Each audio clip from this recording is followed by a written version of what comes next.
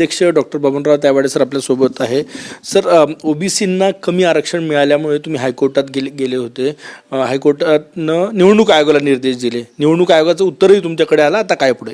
नाही, बघा, एक असं आहे की 24 ऑक्टोबर 2025ला राज्य निवडणूक आयोगाने स्थानिक स्वराज्य संस्थांच्या निवडणुका घेण्याबाबत, पर्टिक्युलरली आम्ही जो हे पाहिलं महानगरपालिकेच्या निवडणुका घेण्याच्या बाबत जे आदेश दिलेले आहे, त्या आदेशामध्ये SC ST आणि महिलांना आरक्षणची गणना करताना, कॅल्क्युलेशन करताना टक्केवारीमध्ये जेव्हा येतं तेव्हा 0.50 पेक्षा जास्त जर येत असेल तर ती वरची जागा त्यांना दिली जाते. परंतु ओबीसीच्या बाबतीमध्ये 0.50 पेक्षा जास्त कॅल्क्युलेशन येत असेल, गणना येत असेल तर तो दुर्लक्षित करण्यात यावा, इग्नोर करण्यात यावा, अशा प्रकारचे निर्देश त्याच्यामध्ये होते. आणि मग त्याविरोधात 15 नोव्हेंबरला, त्याच्यानंतर 19 नोव्हेंबरला महानगरपालिकेच्या मार्फत निवडणूक आयोगाला आम्ही स्पष्टीकरण मागितलं होतं.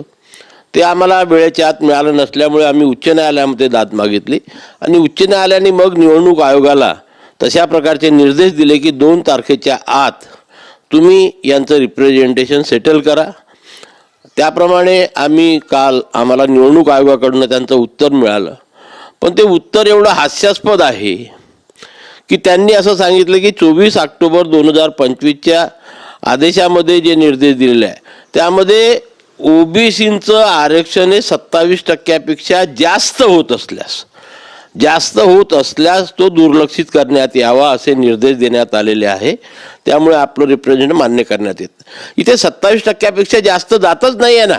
27%चं कॅल्क्युलेशन करताना जर कॅल्क्युलेशन गणना ही जो कुठला आकडा येत असेल त्याच्यानंतर 0.50 पेक्षा जास्त येत असेल, 0.75 येत असेल, 0.80 येत असेल, 0.90 येत असेल तरी तो दुर्लक्षित करण्यात यावा. हा गणितीय नियमाप्रमाणे अन्याय आहे.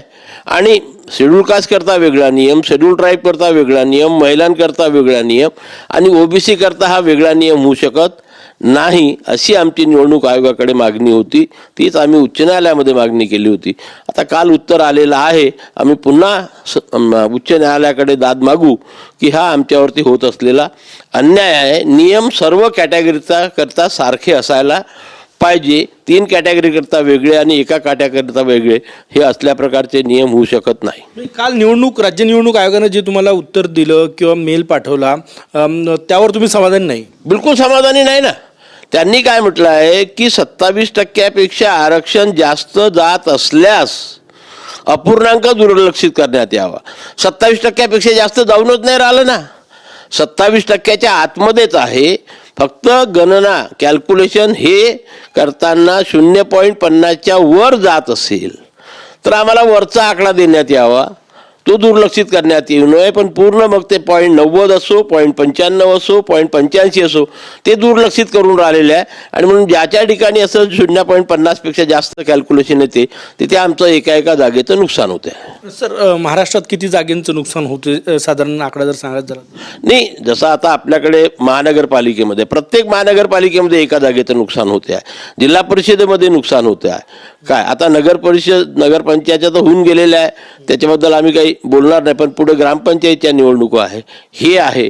या सर्व याच्यामध्ये ओबीसींचं एका जागेचं नुकसान होणार आणि त्याच्यामुळे हा जो आमच्यावरती अन्याय झालेला हा दूर करण्यात यावा ही आम्ही उच्च न्यायालयाला विनंती करणार आहोत. राज्य निवडणूक आयोगाला सुद्धा पुन्हा आपल्या माध्यमातून सांगतो की त्यांनी सुद्धा हे चूक दुरुस्ती करून ओबीसीवर होणारा अन्याय दूर करावा. निवडणूक आयोगाच्या विरोधात पुन्हा हायकोर्टात जाण्याचा तुम्ही इशारा दिला. कधी जाणार आहे तुम्ही? आजच आम्ही पिटिशन तयार करू. काल आम्हाला उत्तर मिळालं, आज आम्ही पिटिशन तयार करू, उद्या हायकोर्टामध्ये अप्रोच होऊ. काय लवकरात लवकर निर्णय द्यायला आम्ही सांगू कोर्टाला. नक्कीच पुन्हा एकदा राष्ट्रीय ओबीसी महासंघ राज्य निवडणूक आयोगाच्या विरोधात आज हायकोर्टात जाण्याचा तयारी करतायत. आज पिटिशन तयार करणार, उद्या पिटिशन दाखल करणार असं डॉक्टर बबनराव तायवाडे सर यांनी म्हटलं आहे. कॅमेरामॅन सचिन सायमसह गजानन माटे, TV9 मराठी, नागपूर.